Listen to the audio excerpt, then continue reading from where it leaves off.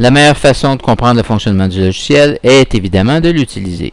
Nous allons donc compléter un dossier de patient pour voir les diverses étapes qu'il faut compléter pour avoir un dossier qui sera entièrement conforme au règlement de l'Ordre des naturologistes.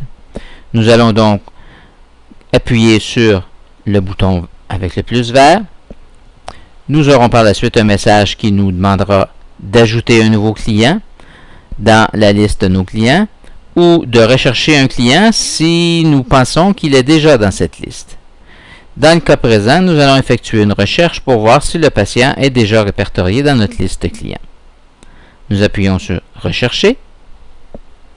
Nous tapons les premières lettres du nom du patient ou nous pouvons taper le nom au complet. Ensuite, nous cliquons sur le bouton « Continuer ». Une recherche est faite dans la base des noms de clients. Nous avons 4 personnes dont le nom de famille est Carlos et les prénoms différents. Le patient qui est présentement à notre bureau s'appelle Claude Carlos, donc nous allons sélectionner son nom et cliquer sur le bouton « Voir modifier fiche » pour voir s'il s'agit bien de la bonne personne. Nous pouvons vérifier son adresse, numéro de téléphone et ainsi de suite. S'il s'agit effectivement du même client, il n'y a pas de problème, nous utiliserons celui-ci. Si par contre le client n'était pas le bon, il faudrait ajouter un nouveau client dans la liste et à ce moment-là, nous procéderions tout d'abord à l'ajout d'un nouveau client en appuyant cette fois sur ce plus qui se trouve dans cette base de données.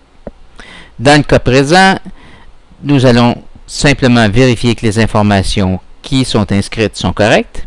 Si ces informations sont correctes, nous allons maintenant créer un nouveau dossier, c'est-à-dire une liste d'actes pour un nouveau service que nous allons rendre au patient.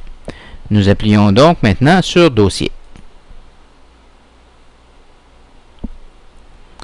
En appuyant sur le bouton Nouveau dossier, un nouveau dossier de patient a été créé et nous devons maintenant choisir pour quel denturologiste ou quel bureau, si vous avez plus d'un bureau, ce dossier sera assigné. Nous choisissons donc Carlos. Comme vous pouvez le constater, les informations concernant ce client ont été transférées dans son nouveau dossier. Vous pouvez, si vous le désirez, indiquer la référence, c'est-à-dire est-ce que ce patient a été référé par un autre patient? A-t-il vu une publicité dans un bottin de quartier, le bottin vert? A-t-il été référé par un dentiste ou quoi que ce soit? Toutes les listes qui sont utilisées dans le logiciel et qui apparaîtront au cours de la démonstration peuvent être modifiées, c'est-à-dire que dans le cas présent, nous avons le nom d'un dentiste, le Dr Domingue. Si vous faites affaire avec d'autres dentistes, vous pourriez aller dans la section de modification des listes et rajouter les différents dentistes ou chirurgiens avec lesquels vous faites affaire et qui seraient possibles qui vous réfèrent des patients.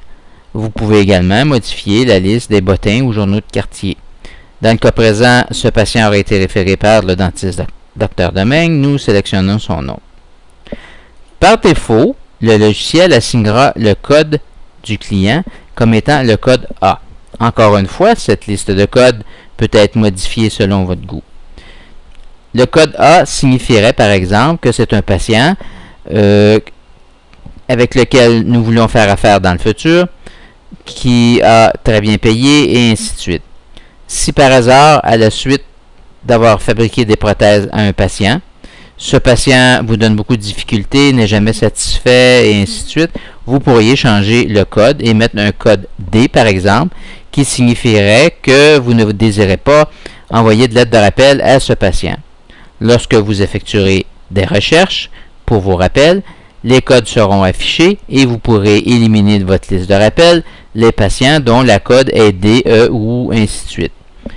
Les codes ici sont des codes suggérés. Vous pouvez les modifier selon votre désir. Il faut cependant laisser le code PR qui indique pas de rappel dans le cas d'un patient où vous désirez ne faire aucun rappel. Si vous ouvrez un dossier par exemple pour une réparation, vous ne désirez pas rappeler ce patient dans 5 ans et ainsi de suite, vous mettez PR comme code de rappel et ce patient sera éliminé de la liste des rappels. Vous pouvez également, si vous le désirez, incorporer jusqu'à 2 photos de patients dans la page d'identification et 5 photos dans la section des implants.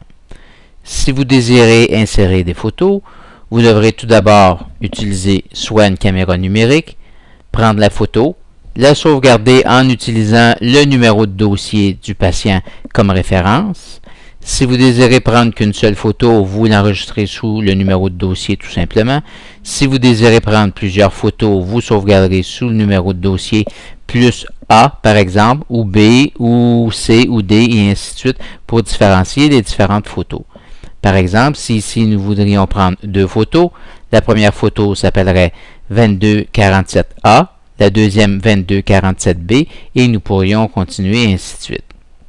Donc, si par exemple nous avons utilisé une caméra numérique, pris une photo du patient, l'enregistré sous son numéro de dossier, 2447 par exemple, nous allons maintenant aller chercher cette photo sur le disque dur pour l'incorporer dans le logiciel. Nous appuyons sur le bouton Importe photo A. Vous avez un message qui vous dit qu'il faut faire attention et ne stocker uniquement que la référence dans la section que nous allons voir par la suite.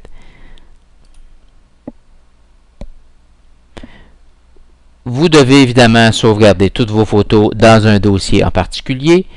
Ici, nous avons créé un dossier qui s'appelle Denturo Photo, dans lequel se retrouvent les différentes photos de patients, et ainsi de suite. Pour la présente démonstration, le dossier de patient ne comporte pas un numéro, mais j'ai plutôt enregistré la photo sous Claude 2. Il est à noter que cette nomenclature n'est utilisée que pour l'effet de la démonstration. Comme vous pouvez le voir, dans tous les autres cas, nous avons utilisé le numéro du dossier de patient pour nommer sa photo.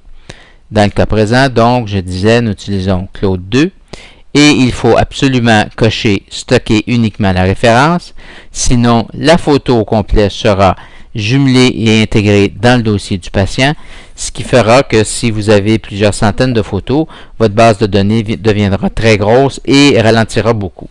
En utilisant seulement la référence, la grosseur des fichiers de la base de données restera toujours petite et votre base de données sera beaucoup plus rapide et efficace.